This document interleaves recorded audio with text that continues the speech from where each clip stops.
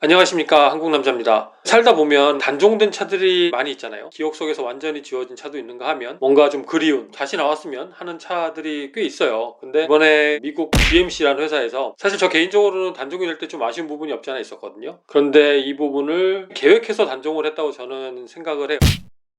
GMC에서 2022년식으로 새롭게 선보일 허머 데뷔를 시켰습니다.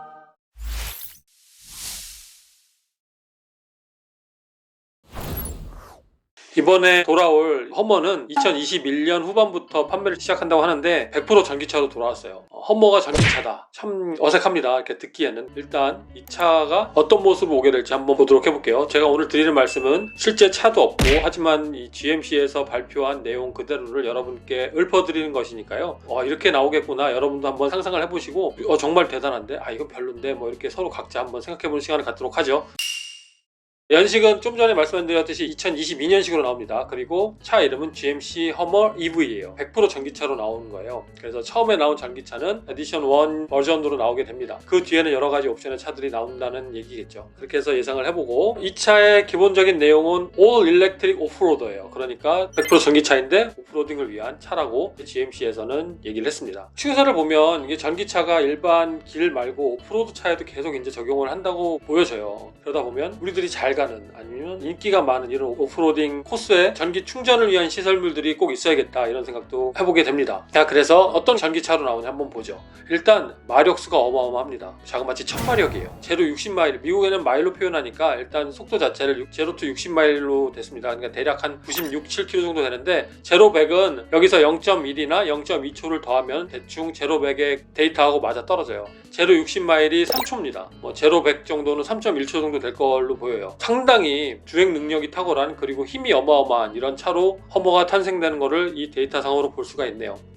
처음에 나온 그 허머의 차는 일단 프리미엄 화이트라는 한 색깔, 그러니까 프리미엄 화이트면 완전 화이트 같진 않고 뭔가 고급스러운 화이트라고 생각이 드는데 하여튼 그 색깔로만 나온다고 합니다. 이게 에디션 1 버전으로 나온 차만 이렇게 적용이 되고요. 그리고 3개의 모터가 적용이 된 롱 레인지 모델이 나오게 됩니다. 모터가 3개 들어가 있는데 어떻게 배치가 되냐면 하나의 모터는 앞주 구동축에 들어가고요. 그 구동축에 들어간 모터는 락 장치가 있는 프론트 디퍼런셜에 위치하게 되고요. 그리고 나머지 2개의 모터는 각자의 뒷바퀴에 위치가 됩니다. 그래서 그 2개의 모터는 서로 토크 벡터링 시스템까지도 적용을 하는 그런 시스템으로 들어가게 된다고 합니다. 그리고 이번에 처음에 나올 허머 에디션 1에는 와트 투 프리덤 모드라는 게 있는데 이걸 한국말로 하면 어떻게 해야 되나? 와트, 전기의 단위잖아요. 와트 투 프리덤 모드라는 게 있는데 이 모드는 어떤 능력이 있는 거냐면 아까도 말씀드렸던 제로 60마일을 3초에 주파할 수 있는 그런 능력을 발산하기 위한 모드라고 합니다. 그러니까 이 모드를 누르고 악셀을 밟으면 차가 무지막지하게 빨리 나간다고 말하는 것으로 보이고요. 거기에 이 차에 적용되어 있는 에어 서스펜션을 통해서 차가 가장 낮은 위치로 이렇게 조정하게 되고요. 그리고 눈에 보이는 대시보드의 모양이라든가 소리도 느낄 수 있는데 그 소리의 변화까지도 실내에서 느낄 수 있게 돼서 운전자나 탑승자가 실내에서 이 차가 정말 빠르다라는 그런 걸 시각적으로 와닿을 수 있게 변환이 된다고 합니다. 상당히 궁금해요. 어떻게 될지, 실제 느낌이 어떨지. 아무튼 이 부분을 상당히 강조해서 말을 하는 거 보면 뭔가 좀 특별함이 있지 않을까라는 기대를 하게 만드네요. GMC에서 얘기하는 거는 이 부분의 어떤 느낌 자체는 롤러코스터를 타는 기분을 나타낸다, 이렇게까지도 얘기를 합니다. 소관 좋은 사람은 멀미도 좀 하겠는데요. 이 모드를 계속 쓸 수 있는 건지 아니면 한 번 쓰고 쉬어야 되는지 이 부분에 대해서는 언급을 하진 않았습니다. 이것도 상당히 궁금하긴 한데요. 그리고 나서 이제 이번엔 셰시 부분을 한번 보게 되면 보통 픽업 트럭이 사람이 탈 공간이 좁은 것도 있고 넓은 것도 있고 그리고 트럭 베드도 긴 것도 있고 짧은 것도 있는데 허머 EV는 한 가지 모델로만 나온다고 해요. 일단 크루캡, 그러니까 넓은 실내 공간을 가지고 있는 거죠. 적어도 뒷자리에 앉은 사람까지 편안하게 앉을 수 있는 공간으로 구성이 됐다고 하고 그리고 대략 한 1m 50 정도 되는 길이를 갖고 있는 그 트럭 베드 어느 정도인지 비교해 보자면 집 글래디에이터가 5핏이에요. 그러니까 글래디에이터하고 거의 같은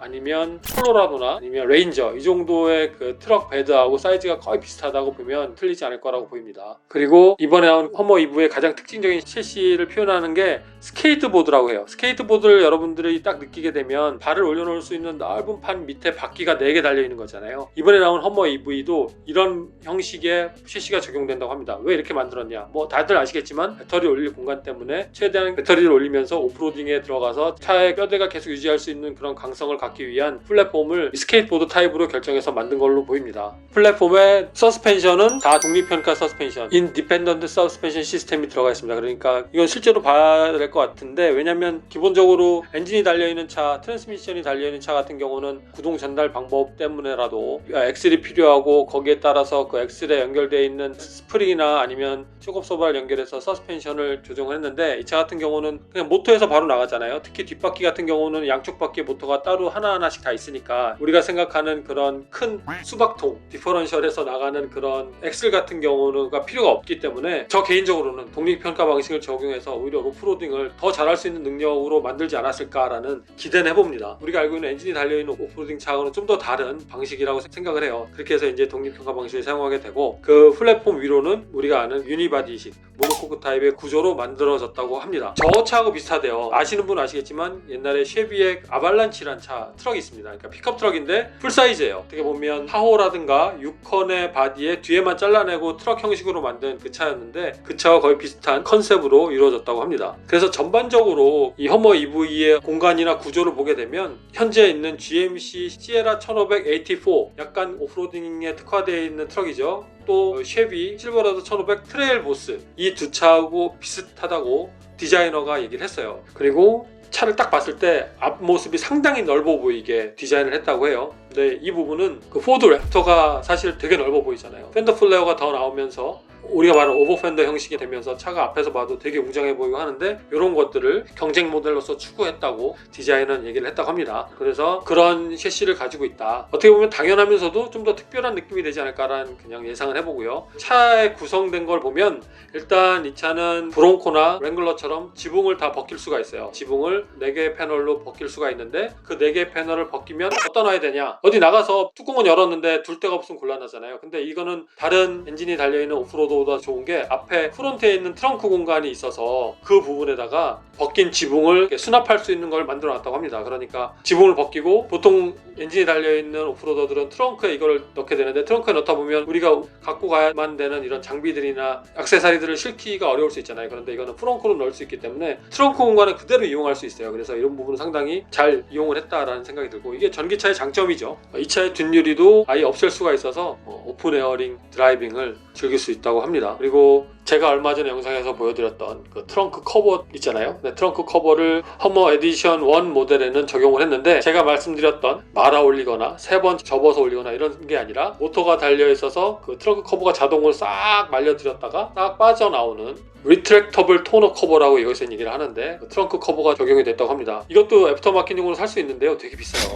자, 그래서 이 정도로 이번에 실물을 타보면서 발표를 한 건 아니기 때문에 일단 GMC에서 나온 내용 그대로를 여러분께 알려드린 것이니까 그 부분을 다시 한번 상기시켜 드리고, 자, 이번에 나올 차의 배터리 쪽을 한번 보게 되면 배터리 용량이 사실 어마어마합니다. 최대 200kW까지 사용을 할 수가 있어요. 뭐 엄청난 사이즈죠. 근데 GM은 배터리 시스템 자체를 어떻게 표현을 했냐면 울티움 배터리 모듈이라고 했어요. 그 울티움 배터리, 우리가 생각하는 배터리 모듈보다 더 집약화되어 있는 모듈이라고 얘기를 하고 있는데, 울티움 배터리 모듈을 24개를 적용을 했다고 합니다. 그래서 최대 200kW까지 만들어냈는데, 이 울티움 배터리 모듈은 LG화학에서 개발을 한 것이에요. 그래서 자동차에 이 배터리를 적용하는 부분에 있어서 GM과 LG가 협력으로 서로 개발을 했다고 합니다. 기존의 전기 자동차에 쌓여있는 전기 배터리보다 훨씬 부피는 줄이고, 부피를 줄였는데도 불구하고 더 많은 배터리의 용량을 채울 수 있는 하나의 획기적인 모듈이라고 해요. 이 대용량 배터리를 적용했을 때는 한 번 충전했을 때 350마일 이상 간다고 하는데요,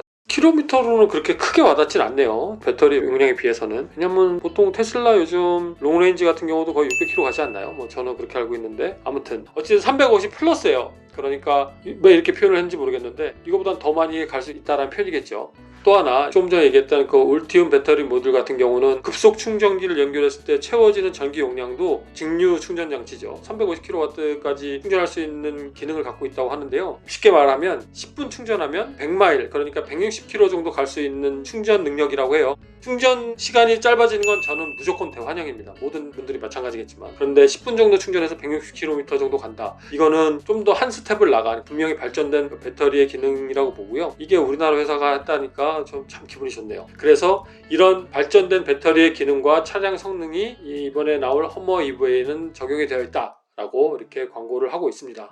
그리고 서스펜션에 대해서 얘기를 드리도록 하겠습니다. 이번 허머 EV에 들어간 서스펜션은 에어 서스펜션과 ZF에서 만든 CDC 액티브 셔업 서버가 들어간다고 합니다. 그러니까 이 서스펜션은 많은 높낮이 조절을 할 수가 있는데, 맥시멈으로 차를 올렸을 때 지상고를 16인치, 그리고 이 차에는 기본적으로 35인치의 머드 터레인 타이어가 적용된다고 합니다. 그런데 험머에서 얘기하기에는 37인치까지도 아무런 튜닝 없이 바로 낄 수가 있대요. 대부분의 사람들은 이 차를 사자마자 바로 37인치의 타이어로 바꾸지 않을까 저는 생각해 봅니다. 휠을 인치업하는 사람도 있겠는데 사실 오프로드에 가면 휠보다 타이어가 할 수 있는 능력들이 더 중요한 게 많아요. 특히 장애물을 옆으로 스치고 지나갈 때 타이어 휠이 인치업돼 있고 인치업되다 보면 전체 지름 같은 상황에서 타이어가 얇아지면 휠이 다치는 경우도 많이 있고 그렇기 때문에 저는 개인적으로 일반 온로드에서 주행 자체는 휠이 좀 더 커지면 더 안정적으로 변할 수 있지만 오프로드에서는 인치업을 할 때 휠의 인치업은 최대한 절제하고 타이어 인치업을 통해서 좀 더 오프로딩에 특화될 수 있게 하는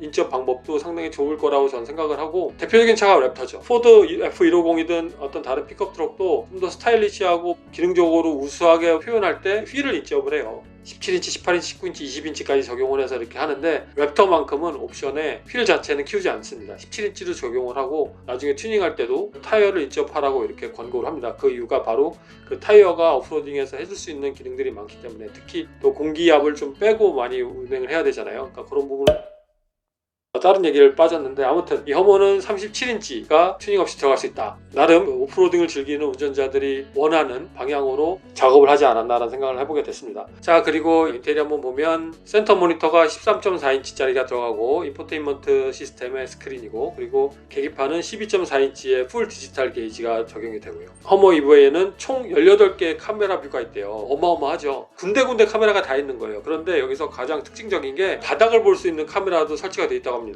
특히 프론트 엑셀과 리어 엑셀 모두 다 볼 수 있는, 그러니까 오프로딩을 천천히 가다 보면 왠지 애매하게 돌이 있으면 달 것 같고 아니면 괜찮을 것 같고 이런 판단이 쉽게 되지 않을 때가 있잖아요. 특히 앞에서 누가 봐주지 않으면 그냥 무심코 지나가다가 툭 건드려서 어디 하나 폭 찌그러질 수 있고요. 네, 이런 것들을 방지하기 위한 카메라예요. 제 생각에는 주행 속도가 천천히 가야 이거를 판단하고 그 부분을 지나갈 텐데 빨리 갈 때는 별로 소용은 없을 것 같아요. 그렇다고 카메라를 통해서 차가 달 것 같으면 딱 브레이크를 멈춰지는 시스템이 있다? 만약에 있었으면 얘네들이 얘기를 했을 텐데 아무 얘기가 없는 거 보니까 그런 기능까지는 없는 것 같아요. 그러니까 이 카메라를 통해서 어떤 장애물을 감지했을 때 운전자가 피해갈 수 있는 건 순전히 운전자의 몫이다. 제가 보기에는 고속으로 가면 큰 의미 없다. 이런 생각을 해보게 됐습니다. 그리고 일반 차 마찬가지로 무선 충전 장치라든가 일반 컵홀더 이런 것들 다 들어와 있고, 글쎄요, 인테리어 쪽으로는 GMC에서 말하기에는 미래지향적이면서 좀 더 고급스러운 느낌의 인테리어를 표현했다고 하는데요. 이거는 각자의 느낌일 테니까 요거는 요만큼만 제가 설명드리는 걸로 하고요. 자, 그래서 얼마냐? 미국 달러로 11만 2,595불이 시작합니다. 정말 비싸요. 이 정도면 웬만한 럭셔리 세단, SUV 다 살 수 있는 가격입니다. 이번에 나올 험머 EV 에디션 1 차가 이 가격으로 나온다고 하니까 그 비싼 만큼 성능을 해줄지 이 부분도 좀 기대를 해보게 되고, 기존에 갖고 있던 험머의 명성을 과연 이어갈지, 아니면 모양도 비슷하게 험머로 나왔고 이름은 험머인데 실제 타보니까 전에 험머보다 볼 게 별로 없어. 그냥 기름 안 넣는 전기차인데 오프로딩 살짝 갈 수 있고 차 좀 빠르고 별로 이렇게 감성적으로 험머 같은 느낌이 별로 들지 않아. 이런 반응이 나올지 저도 많이 궁금합니다. 아무튼 앞으로 나올 험머 기대해보게 되고요. 자, 오늘도 영상을 봐주셔서 감사드리고 다음 영상은 포드 F350 리뷰 영상 보여드리도록 하겠습니다. 오늘도 영상을 봐주셔서 고맙습니다.